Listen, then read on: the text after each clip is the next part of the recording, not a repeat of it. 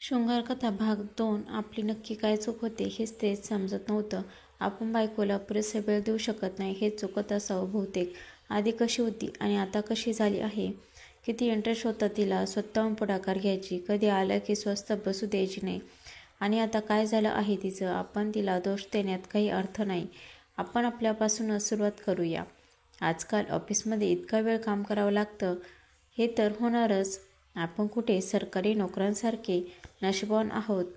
पुढे ती लोकल, त्यातली ती गर्दी. सुरुवातीला त्याचंही थ्रिल वाटायचं. नंतर त्याची सवय झाली आणि आता ते उमग येतो त्याचा. एवढी माणसं वाढलीये तेवढ्या लोकल नाही वाढल्या. आता काही दिवसांनी एकमेकांच्या उरावर बसून प्रवास करावा लागतो की काय कुणास ठाऊक. डबल लेटर लोकल नाहीतर हा तर उपाय होईल. जाऊ दे, मी पण काय विचार करत बसलो. जो प्रश्न इतक्या वर्षात नाही सुटला तो आता काय सुटणार आहे. पण चांगला विचार आहे. एकमेकांच्या उरावर बसून. पण यात वर बसणाऱ्यांची मजा आहे. तीही खाली कोण आहे याच्यावर. बाकी खालच्यांचं मरणच आहे. आणि आता हा अनुभव तर रोजचा आहे. बसलेलाच असतो रोज उरावर. आता लोकलशिवाय दुसरा इतका फास्ट आणि परवडणारा पर्याय नाही. त्यामुळे ते तर बदलता येणार नाही. दुसरं म्हणजे ऑफिस तिथं काहीतरी करूनच वेळ वाचवायला हवा. बाकीचं नंतर पाहू. पण आधी 8 एक दिवस रजा काढून कुठंतरी फिरून येऊ.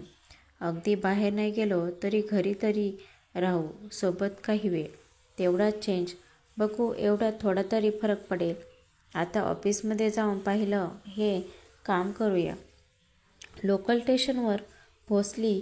सोबत विचारही निर्णयाच्या स्टेशनवर पोहोचले होते. आता आनंदातच आपला मोर्चा ऑफिसकडे वळविला. ऑफिसमध्ये सर्व आलबेल आहे हे पाहून काही वेळाने बॉसच्या केबिनमध्ये गेलो आणि बॉससमोर रजेचा विषय काढला. इतका वेळ शांत बसलेला कुत्रा अचानक अंगावर धावून आल्यासारखं झालं.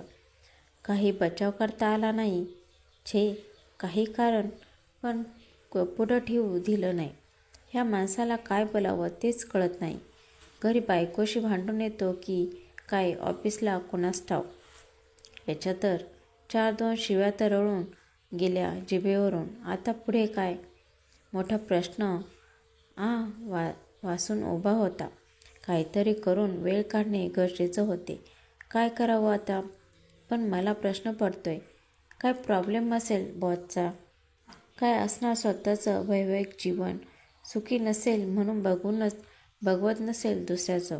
कधीतरी कर्तबगारी दाखवण्यात कमी पडत असेल म्हणून इथे कर्तबगारी दाखवत असेल.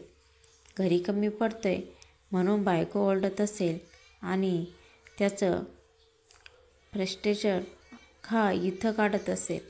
कमी पडते म्हणून बायको ओरडत असेल. बाकी जास्त पडत असेल तरी बायको ओरडणारच. ऐकून काय तर कमी आणि किंवा जास्त पडो बायको ओरडणारच. बाकी पुरुष म्हणून उभं राहणं हीच कोणत्याही पुरुषाची सर्वात जास्त अभिमानाची गोष्ट. पण नुसतं उभं राहूनही फायदा नाही. काम आणि रिझल्ट महत्त्वाचे. जाऊ दे, आपलं काय चाललं होतं आणि हे काय? मग काय करू? सरळ राजीनामा देऊन दुसरी नोकरी पाहावी का? हे फारच होईल. पण आयुष्य असं वाया घालवतात काय अर्थ आहे? कितीही अघोरी वाटलं तरी याशिवाय दुसरा मार्ग नाही आपल्याकडे. ठीक आहे, हेच करू. पण आधी कोणाला तरी सांगून बघू. सावंत काकांकडे हा विषय काढला आणि अरे वेडा झालास आहेस का तू? अरे अशी तशी तडफाफडकी नोकरी सोडण्याचा विचार केलास? हे बघ, एकतर आपण काय IT वाले नाही की कधीही आणि कितीही वेळा नोकरी सोडायला. तेही फार विचार करूनच करतात असं. आणि बघ तुला या वयात जो पगार मिळतो तो बरा जास्त आहे. इथून सोडून दुसरीकडे कुठं गेलास तर तुला इतका पगार मिळेल याची शाश्वती नाही. आणि एक्सपिरियन्स असला तरी तिथे तो नवखाच ना. म्हणजे काम नक्कीच जास्त. अरे म्हणजे पगार कमी आणि काम जास्त. मूर्खपणाचं नव्हे का हा? अरेच्छा, ही गोष्ट माझ्या ध्यानातच आली नाही की काम वाढूनही शकत नाही आणि त्यामुळे वेळही. यात काही शाश्वती नाही वेळ वाचवण्याची. उलट वेळ जास्त जाण्याची शक्यताच आहे जास्त. आणि नवीन जागी तर मग फारच काही करता येणार नाही. हे म्हणजे आगीतून फुफुट्यात गेल्यासारखं होईल. बरं झालं आपण आधी विचारलं सावंत काकांना. काकांचे आभार मानले. मग कामाला लागलो. म्हणजे झालं आता नोकरी बदलणे हाही पर्याय गेला. फिरून परत पहिल्याच ठिकाणी पोचलो होतो. आता काय? ठीक आहे मग. आहे तो वेळ चांगल्या पद्धतीने वापरूया. थोडी फिटनेस वाढवूया, थोडा इंटरेस्ट वाढवूया स्वतःचा आणि बायकोचाही. जिम जॉईन करूया. पण जिमसाठी वेळ कुठे आहे? जाऊ दे, नाहीतर आपण घरी जाऊ. काय उपटतो? उपटणे, कापणे का क्रीम काय करावं? हे या क्षेत्रातले दिग्गज असे अगदी क्लिअर असतात.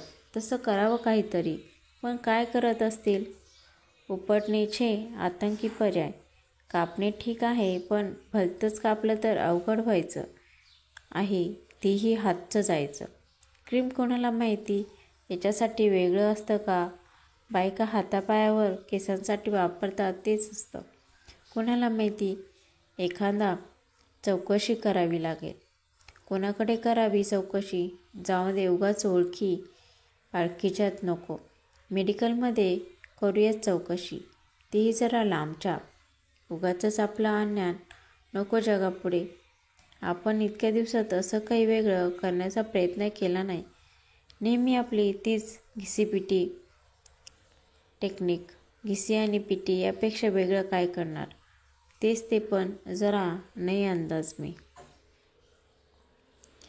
शृंगार कथेचा पुढचा भाग बघण्यासाठी चॅनलला सबस्क्राईब